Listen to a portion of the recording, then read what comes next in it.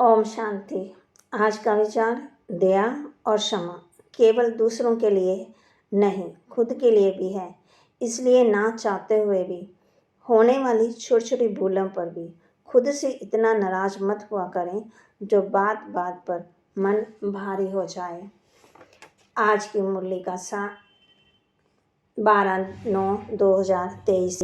बाबा कहे, मीठे बच्चे, तुम्हें 100% सर्वगुणों से संपन्न बनना है। दिल दर्पण में देखना है कि हम कहाँ तक पावन बने हैं।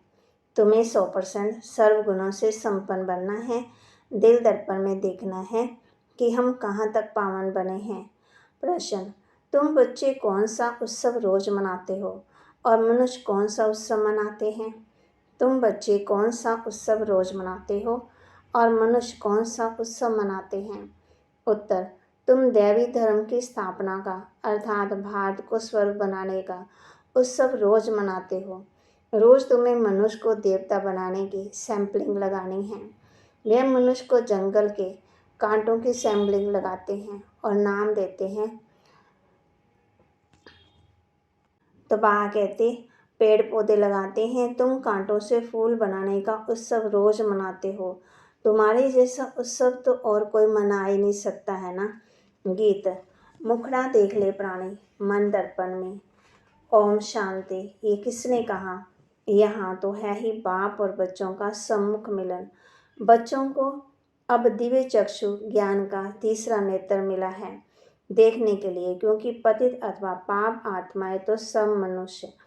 पतितों को पावन बनाने के लिए बाप श्रीमत देते हैं। ये श्रीमत देने वाला कौन है, उनको भी समझाना चाहिए। यही बोलते हैं आत्माओं को। आत्मा जानती है मैंने इस शरीर से अच्छे कर्म किए हैं या बुरे किए हैं। आत्मा ही जानती है ना। बाबा तुम बच्चों को समझा देते हैं। ये तो जरूर है सब पति थे, अब भी तुम देखो हम कहाँ तक पावन बने हैं और दैवी गुण धारण किए हैं। दैवी गुण धारण कराने वाला है सर्वगुणों का सागर बाप है। वह बैठ समझाते हैं।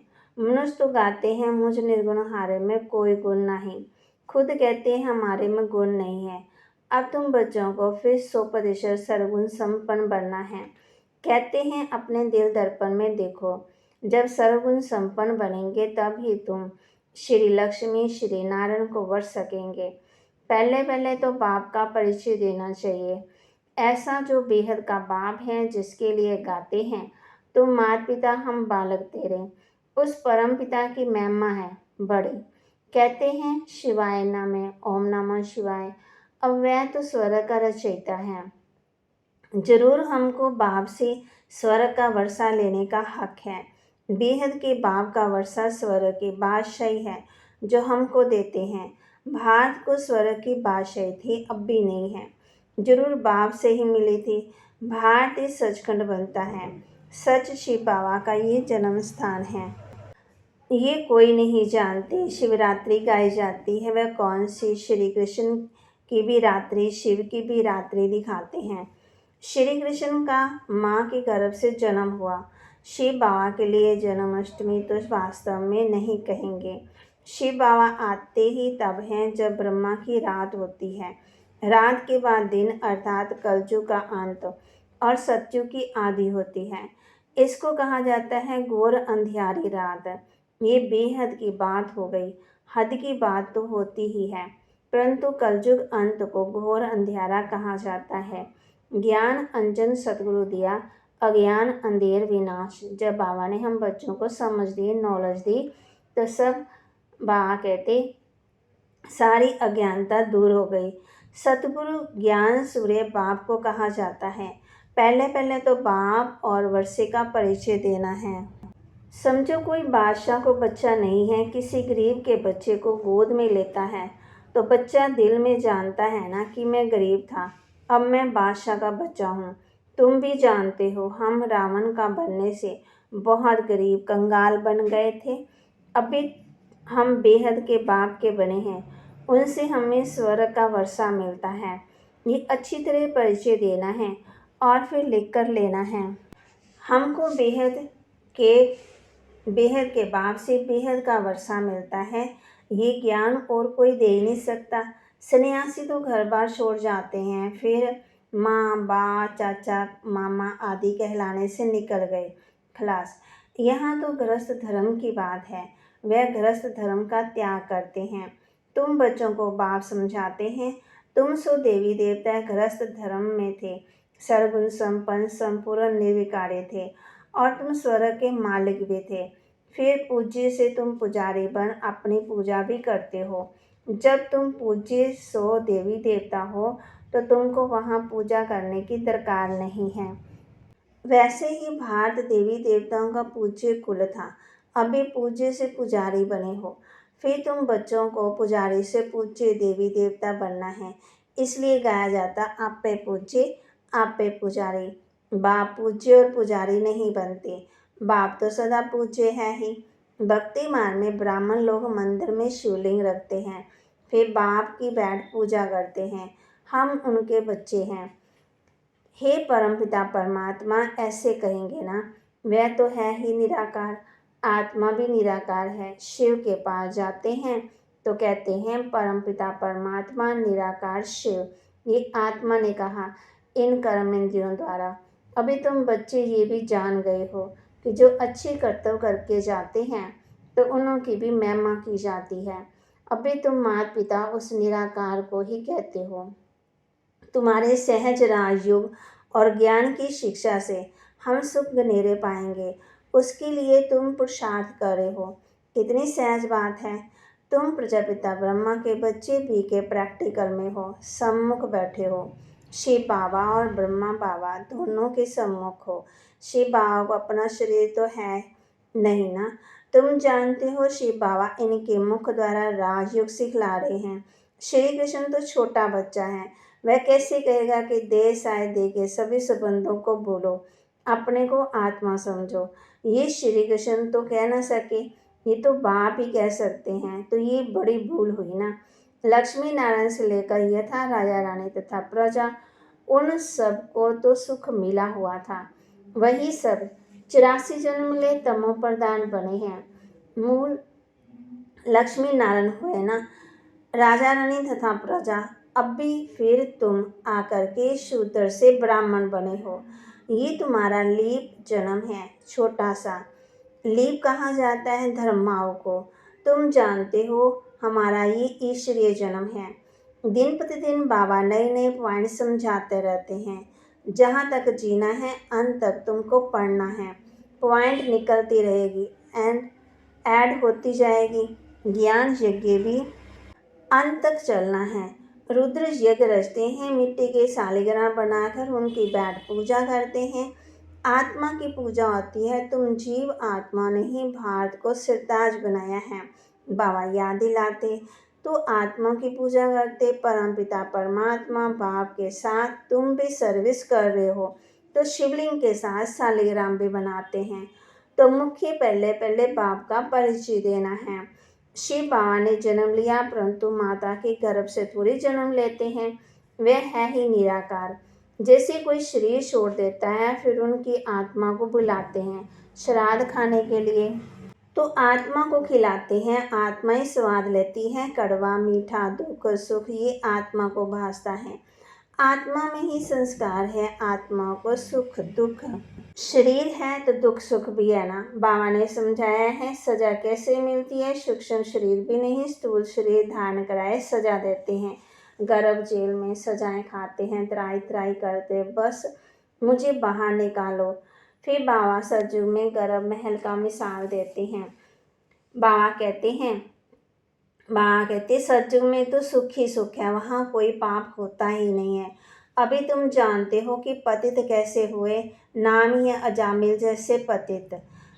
बहुत पाप करते हैं। पावन माना निर्विकारी, मूल बात ही है विकार की। इसलिए पावन बनने के लिए सन्यासी घर बार छोड़ देते हैं, तो उनको महात्मा कहते हैं। मनुष्य सब पतित हैं, इसलिए गाते रहते हैं पतित पावन सीताराम, रघुपति राघव राजा राम। अब राजा राम तो शिव बाबा को नहीं कहेंगे, राम परमपिता परमात्मा को कहा जाता है, राजा राम नहीं। बाबा कहे मैं तो राजा महाराजा बनता नहीं, श्री लक्ष्मी महारानी नारायण महाराजा तुम बनते हो, हम नहीं, मैं तो निराकार हूँ। मैं जन्म मरण के चक्कर में नहीं आता। शरीरधारी जो है ना वह जन्म मरण के चक्कर में आते हैं। बाप कहते हैं मैं हूँ निराकार, मुझे भी प्रकृति का आधार लेना पड़ता है। मैं इनमें प्रवेश करता हूँ, ये अपने जन्मों को नहीं जानते। बाप बैठ समझाते हैं तुम सो देवी देवता थे, फिर शूद्र बने, अब तुम सो ब्राह्मण बने हो। मैं तुमको समझाता हूँ, तुम अपने जन्मों को नहीं जानते हो। जो ब्राह्मण बनेंगे वही आकर समझेंगे। बाप कहते हैं इस प्रकार तुमने 84 जन्म पूरे किए हैं। कहा जाता 21 पीढ़ी का वर्षा, बेहद का बाप बेहद का सुख का वर्षा देंगे ना। लौकिक बाप बाप से तो अलग काल का सुख मिलता, अमरलोक में आदि मध्यंत सुख है, यहाँ तो दुख है। तुम पार्वतियों को अमरनाथ शिव बाबा अमर कथा सुनाते हैं, सत्यनारायण की कथा भी वह सुनाते हैं। ज्ञान का तीसरा नेत्र देने की कथा है। भारतवासी सदा सुखी थे, बहुत पवित्र थे। पवित्रता हेल्थ वेल्थ थी, कभी कोई बीमार नहीं पड़ते थे। नाम ही है स्वर्ग। भारत का प्राचीन स्वर्ग था और कोई धर्मखंड आदि वहाँ नहीं थे। बरोबर देवी देवताओं के चित्र वह था फाउंडेशन, परंतु अपने को देवी देवता धर्म वाले कहलाते नहीं हैं। अब भी उनकी राजधानी स्थापन हो रही है। तुम सतयुग का राधे कृष्ण का जोड़ा बन सकते हो। आओ तो हम आपको समझाएं। बाबा कहते हैं ऐसे ऐसे समझाना, तुम सच सच स्वर्ग का प्रिंस कैसे बन सकते हो। बाबा कहे उनको बतला सकते हो कि इस समय तो सब पतित हैं, कोई भी युक्ति से लिख सकते हो। कहते हैं सब धर्म मिलकर एक हो जाए, परंतु ये कैसे हो सकता है। एक धर्म तो सतयुग में ही था, एक मत एक भाषा थी, ताली नहीं बजती थी, माना लड़ाई झगड़ा नहीं होता था, विश्व के मालिक थे और कोई धर्म नहीं था। वह कैसे बने और कैसे कैसे आए, ये कोई बुद्धि नहीं चलाते हैं। जब बिल्कुल ही पतित बाबा कहे जब बिल्कुल ही पतित बन जाते हैं तभी पतित पावन बाप को बुलाते हैं और धर्मों की पावन आत्मा ऊपर से आती हैं। पहले धर्म स्थापक खुद आते हैं, फिर अपने पिछाड़ी औरों को बुलाते हैं आओ। उनको तो सतो रजो तमो में आना ही है, जो भी आते हैं सबको सतो रजो तमो में बनना ही है। परंतु अभी तुम पति से पावन बनते हो, सब बुलाते हैं गॉड फादर आओ आकर के हमको हेवन में ले जाओ। वह हेवन कोई मुक्ति को कोई जीवन मुक्ति को समझते हैं। तुम समझते हो हेवन जीवन मुक्ति को कहा जाता है। तुम्हारा सैंपलिंग लग रहा है, वह फिर जंगल के कांटों का सैंपलिंग लग रहा है। रात दिन का फर्क है ना, उनका भी उत्सव मनाते हैं, भागते पेड़ पौधे लगाते हैं, कितना धूमधाम से उत्सव मनाते हैं। तुम देवी देवता धर्म स्थापना अर्थात भारत को स्वर्ग बनाने के रोज उत्सव मनाते हो, रोज मनुष्य देवता बनाने का पुरुषार्थ करते हो। कांटों से फूल बनाना ये तुम्हारा रोज का उत्सव है। भगवान फिर जरूर इतना इनाम भी देंगे। बाबा कहे बच्चों ने गीत सुना, हे प्राणी अपने दिल दर्पण में देखो, तुम स्वर्ग के देवी देवता बनने अथवा लक्ष्मी को बनने लायक बने हो। कोई अवगुण तो नहीं है। बल तूफान तो खूब आएंगे, माया छोड़ेगी कोई को नहीं, बड़े बड़े दीपकों भी बुझा देती है, उल्टे सुल्टे संकल्प तो खूब वार करेंगे, मजबूत रहना है, इसमें मुरझाने की बात नहीं है। बाप से योग तोड़ नहीं देना है। सबका खवैया वह बाप है। विश्व बेहतरीन की बड़ी खाड़ी है ना, उसे तुम योग बल से पार करते हो। बाप आकर के शिव सागर में ले जाते हैं।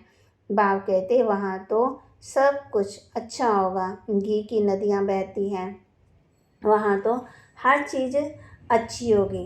तुम बच्चे जानते हो शिव बाबा ही श्रीमत से हम शिवा में जा रहे हैं, यहाँ हम सदा सुखी रहेंगे। तुम सदा सुखी थे, माया ने दुखी बनाया, गृहस्थ व्यवहार में अधर्मी बना दिया, वहाँ है गृहस्थ व्यवहार धर्मी। अभी तुमको बाप शिष्टाचारी बनाते आकर के पहले पहले मुख्य बात है बाप का परिचय देना। तुम बाप का बनने से स्वर्ग का मालिक बन सकते हो। ये तो दुख धाम है, तुम स्वर्ग में जाते हो वाया मुक्ति धाम, इसलिए शिवपुरी विष्णुपुरी को याद करो। याद करते करते अंतमति सुगति हो जाएगी। ये याद रखो, हमारे 84 जन्म पूरे हुए, फिर हम कल आकर के राज्य करेंगे। दिल दर्पण में अपनी शक्ल देखते रहो, कोई अवगुण तो हमारे में नहीं है। अच्छा, मीठे मीठे सिक्के लदे बच्चों प्रति माता पिता बाप दादा का याद प्यार और गुड मॉर्निंग। रूहानी बाप की रूहानी बच्चों को नमस्ते। रूहानी बच्चों की रूहानी बाप दादा को दिलवा चांद सिकवा प्रेम से नमस्ते। धारणा के लिए मुख्य सार, योग बल से विश्व यात्रिनी बड़ी खाड़ी को पार करना है। उल्टे संकल्पों में मुरझाना नहीं है, मजबूत बनना है। पूजनीय बनने के लिए बाप के साथ भारत को सरताज बनाने की सेवा करनी है। वरदान, ट्रस्टी बन लौकिक जिम्मेवारियों को निभाते हुए अथक रहने वाले डबल लाइट भव। ट्रस्टी बन लौकिक जिम्मेवारियों को निभाते हुए अथक रहने वाले डबल लाइट भव। लौकिक जिम्मेवारियों को निभाते हुए सेवा की भी जिम्मेवारी निभाना, इसका डबल लाभ मिलता है। डबल जिम्मेवारी है तो डबल प्राप्ति है, लेकिन डबल जिम्मेवारी होते हुए भी डबल लाइट रहने के लिए स्वयं को ट्रस्टी समझकर जिम्मेवारी संभालो तो थकावट का अनुभव नहीं होगा। जो अपनी गृहस्थी अपनी प्रवृत्ति समझते उन्हें बोझ का अनुभव होता। मेरा परिवार, मेरा ये, मेरे बच्चे, तो बाबा कहे उनको बोझ होगा। फिर अपना है ही नहीं तो बोझ किस बात का। कहते हैं ना, ये बाप का घर, बाप के बच्चे हैं, तो बाबा कहते सारे बोझ किसको दे दो, बाप को। स्लोगन, सदा ज्ञान सूर्य के सम्मुख रहो तो भाग्य रूपी परछाई आपके साथ रहेगी। सदा ज्ञान सूर्य के सम्मुख रहो तो भाग्य रूपी परछाई आपके साथ रहेगी। तो आज हमने किस बात को ध्यान में रखना है कि मैं भाग्यवान आत्मा हूँ और डबल लाइट रहना है और व्यर्थ संकल्पों से मुक्त रहना है, मुरझाना नहीं है और मजबूत बनना है। ओम शांति।